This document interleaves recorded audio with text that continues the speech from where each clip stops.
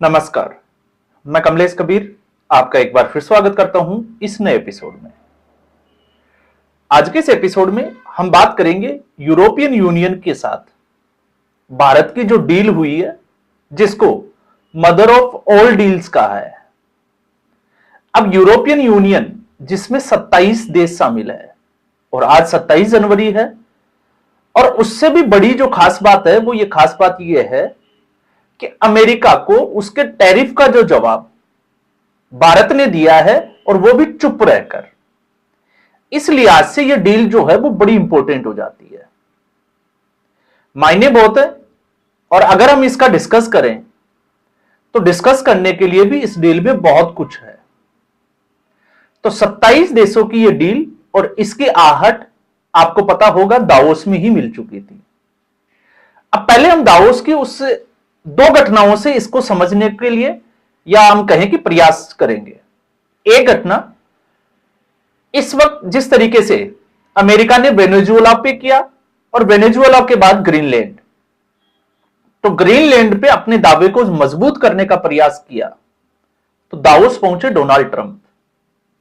तो Donald Trump के सामने की जो कतार थी, फ्रंट लाइन रो जिसकी हम बात करें, जिसमें डेनमार्क, इसके अलावा आप बात कर सकते हैं फ्रांस के मैक्रो, और उसके बाद धीरे धीरे एक एक करके जो भी राष्ट्राध्यक्ष थे वो अपनी फाइल लेकर उठकर जाने लगे, और डोनाल्ड ट्रंप ताकते रह गए।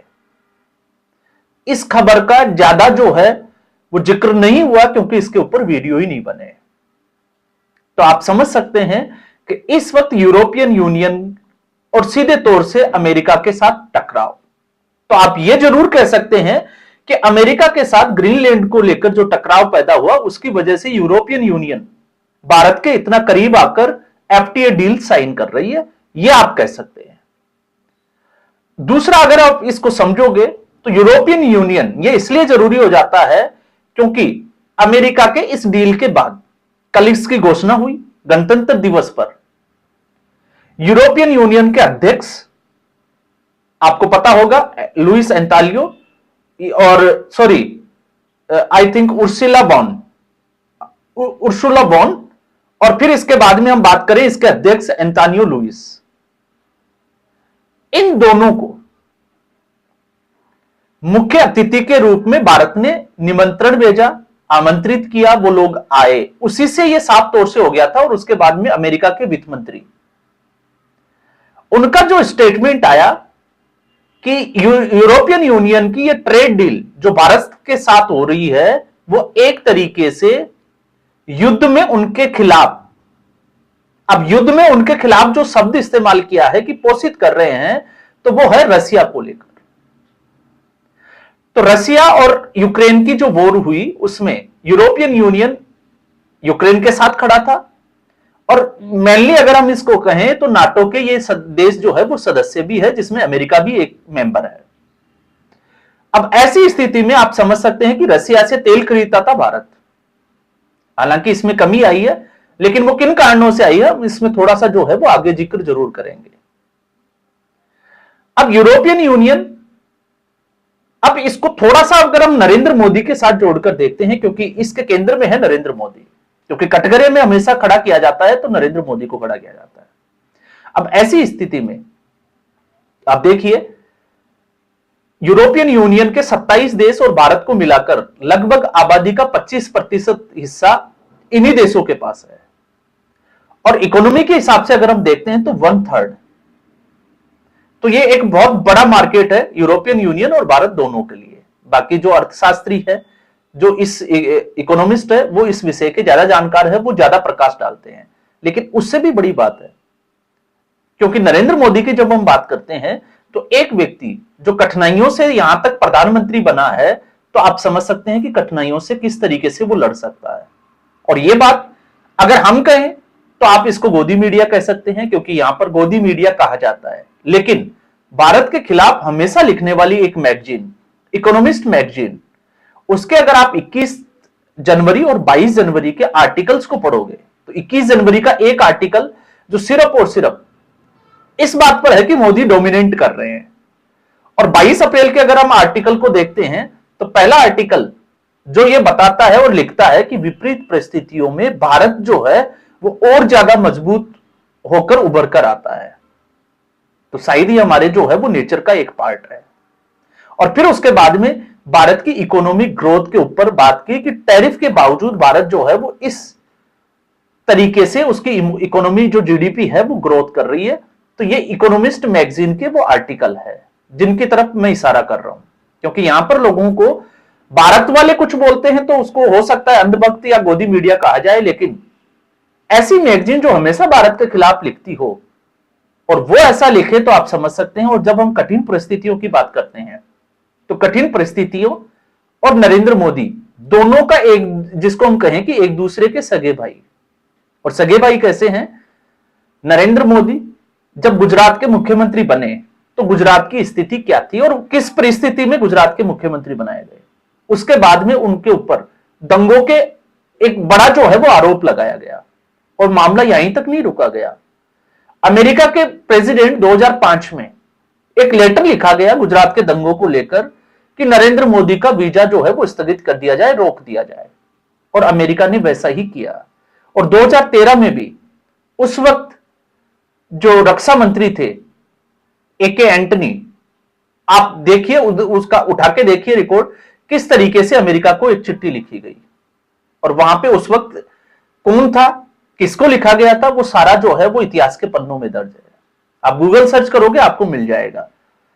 और वही आज व्हाइट हाउस जो है वो स्वागत करने के लिए तैयार है। तो डोनाल्ड ट्रंप की इस वक्त स्थिति क्या है, मानसिक स्थिति, वो तो आप समझ सकते हैं, पूरी दुनिया उसको देख रही है, तो उसके ऊपर ज्यादा डिस्कस करने के लिए तो कुछ है नहीं।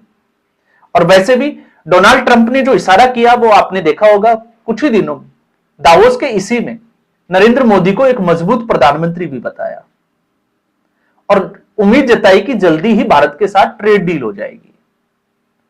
अब इसमें नरेंद्र मोदी को जब आप समझोगे तो आप इससे भी समझ सकते हैं कि अमेरिका और भारत के बीच में टैरिफ वॉर की जो तनातनी थी वो किसको लेकर थी। अमेरिका चाहता था कि भारत एग्रीकल्चर और डेयरी प्रोडक्ट्स के लिए अपना मार्केट खोल दे और प्रधानमंत्री नरेंद्र मोदी ने लाल किले से भाषण दिया था कि वो ऐसा नहीं करेंगे।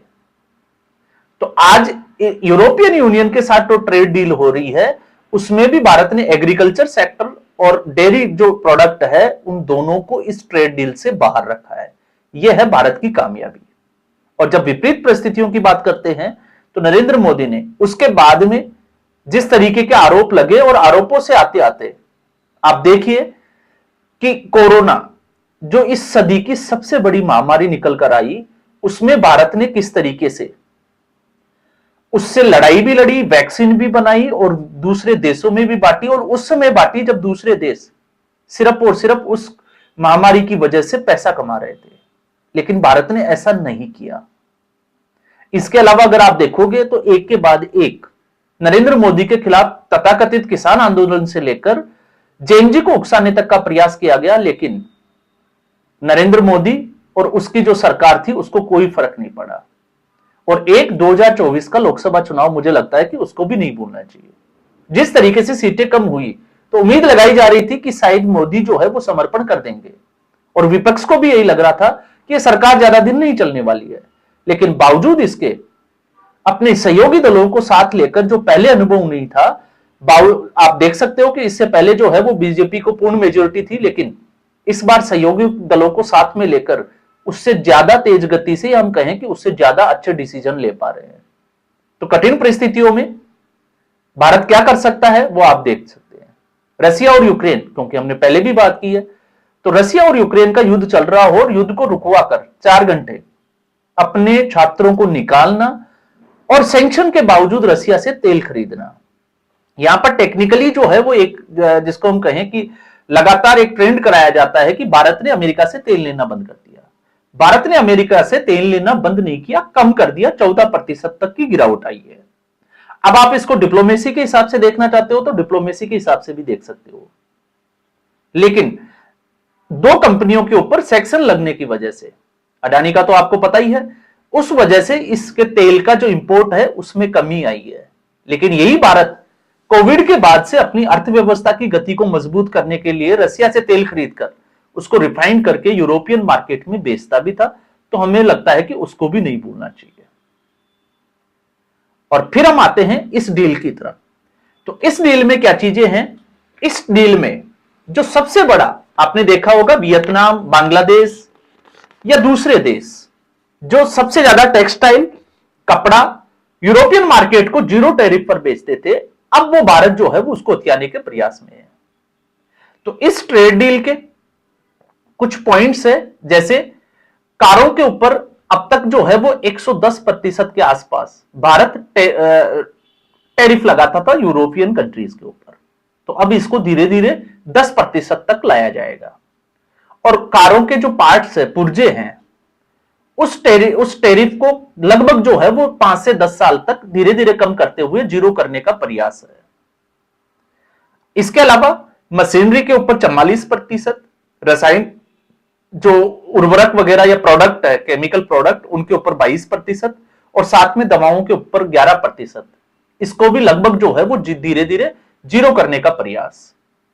और फिर टेक्सटाइल और कपड़ा, जिसको हम कहें कि पहले ही दिन से ही इस पे टैरिफ जो है वो जीरो हो जाएगा, तो इससे सीधे तौर पर यूरोपियन मार्केट में या भारत की जो सबसे बड़ी जो समस्या जो अमेरिका के टैरिफ से निकल कर आ रही थी 50%, 25% जो जुर्माने वाला था, तो उसके बाद से अब जो है वो एमएसएमई सेक्टर में, जो मैन्युफैक्चरिंग सेक्टर है, उसको एक जान, एक बूस्टर मिलेगा कि वो इसको यूरोपियन मार्केट में ले जा सकता है। तो ये इसलिए इस डील को जो उर्सुला वॉन है उसने मदर ऑफ ऑल डील्स कहा है। तो अब इससे समस्या जो है वो अमेरिका को हो सकती है, और इससे समस्या जो है वो भारत के विपक्ष को भी हो सकती है। अब भारत के विपक्ष को समस्या इसलिए हो सकती है क्योंकि राहुल गांधी इंडियन इकोनॉमी को, जो चौथे नंबर की अर्थव्यवस्था बन चुकी है, उसको डेड इकोनॉमी कहते हैं, और यही शब्द जो है वो डोनाल्ड ट्रंप भी कहते हैं।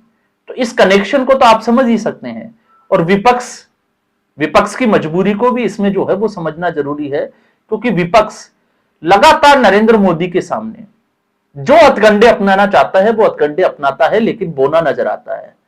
कोई फर्क नहीं पड़ता कि इसमें जो है वो हो क्या रहा है, और नरेंद्र मोदी अपना, जिसको हम कहें कि चुपचाप साइलेंटली जो है वो अपनी चाल चलते जा रहे हैं। अब जब मैं ये कह रहा हूं तो क्यों कह रहा हूं, इसके पीछे तथ्य क्या है? अमेरिका ने ऑपरेशन सिंदूर के बाद से ही लगातार भारत के ऊपर कई बार जो है वो इस तरीके की बातें बोली कि भारत उनका जवाब देगा, लेकिन भारत ने अब तक कोई जवाब नहीं दिया। हालांकि दालों के ऊपर जो टैरिफ लगाया 30%, उसको लगभग 2 महीने बाद अमेरिका के 2 सांसदों ने चिट्ठी लिखी, तब जाके देश दुनिया को पता चला कि भारत ने भी 30% टैरिफ लगा दिया, जिससे अमेरिका बौखलाया हुआ है। तो भारत ने तो ये कभी ये नहीं कहा, जिसको हम कहें कि ढोल नगाड़ों के साथ, कि हमने अमेरिका के ऊपर पलटवार में 30% टैरिफ लगा दिया। भारत, इसके अलावा आपने देखा होगा नरेंद्र सरेंडर वाला जो था, तो वो अगर विपक्ष का अभियान को अगर हम समझे तो नरेंद्र सरेंडर से लेकर राहुल गांधी डरपोक, अब तो हर कोई कांग्रेसी जो है वो ये कहने लगा है कि राहुल गांधी खुद ही डरपोक है। तो इसलिए इस पूरे, जिसको हम कहें कि ईयू की जो ये ट्रेड डील है, उसमें एक एक्सपोजर, जिसको हम कहें कि इसमें एक्सपोज हुए तो डोनाल्ड ट्रंप, और दूसरी तरफ अगर आप देखोगे तो राहुल गांधी वाला विपक्ष, और नरेंद्र मोदी वही करते जा रहे हैं जो उनको करना चाहिए था। तो आज के एपिसोड में बस इतना ही। उम्मीद करूंगा वीडियो एपिसोड आपको पसंद आया होगा। वीडियो को लाइक करें, शेयर करें, चैनल जरूर सब्सक्राइब करें। धन्यवाद।